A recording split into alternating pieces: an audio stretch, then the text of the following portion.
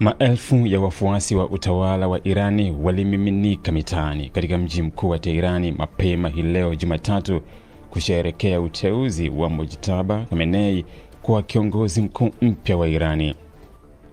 Umati mkubwa ulikusanyika katika viwanja na barabara kuu za jiji hilo wakipeperusha bendera za taifa, kubeba picha za kiongozi huyo mpya na kupaza sauti za kuunga mkono uongozi wake, huku vikosi vya usalama vikisambazwa kwenye maeneo mbalimbali kudhibiti mkusanyiko wa watu.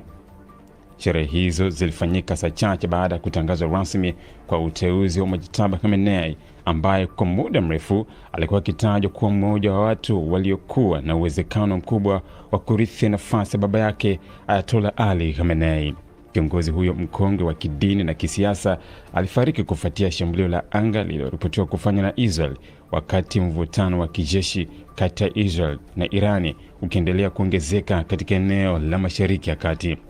Kwa miaka kadhaa kabla ya tukio hilo, Mojtaba Khamenei alikuwa akichukuliwa na baadhi ya wachambuzi wa siasa za Irani kama mtu mwenye ushawishi mkubwa ndani ya mifumo ya madaraka ya nchi hiyo, hasa katika taasisi za kidini na vyombo vya usalama.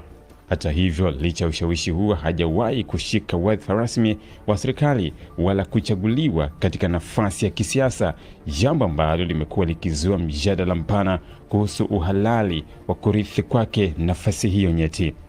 Tangu vita kati ya Iran na Israel vilipoanza, Mojtaba hakuwahi kuonekana hadharani wala kutoa hotuba rasmi kwa umma, hali iliyozua maswali mengi kuhusu nafasi yake na majukumu yake kwenye kipindi hicho kigumu cha mgogoro wa kijeshi. Kutangazwa kwake sasa kama kiongozi mkuu mpya kumeweka wazi kuwa alikuwa tayari akichukuliwa kama mrithi muhimu ndani ya mfumo wa uongozi wa nchi hiyo. Katika mitaa ya Teherani, baadhi ya wafuasi walionekana wakisherehekea kwa kuimba nyimbo za uzalendo na kupaza kauli za kuunga mkono uongozi mpya. Wengine walieleza matumaini kuwa Mojtaba ataendeleza sera kali za Irani katika kukabiliana na Israel na washirika wake wa Maghreb, hasa wakati ambapo mashambulizi ya makombora na mashambulizi ya anga yanaendelea kuripotiwa katika pande zote mbili.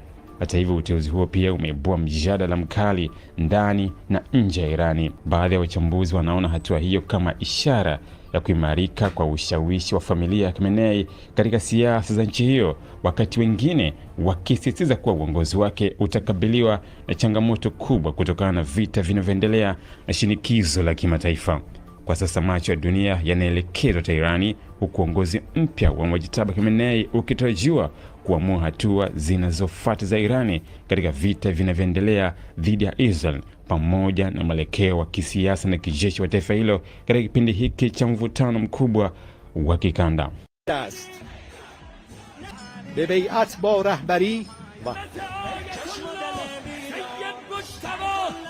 رهبر معظم انقلاب اسلامی ماست.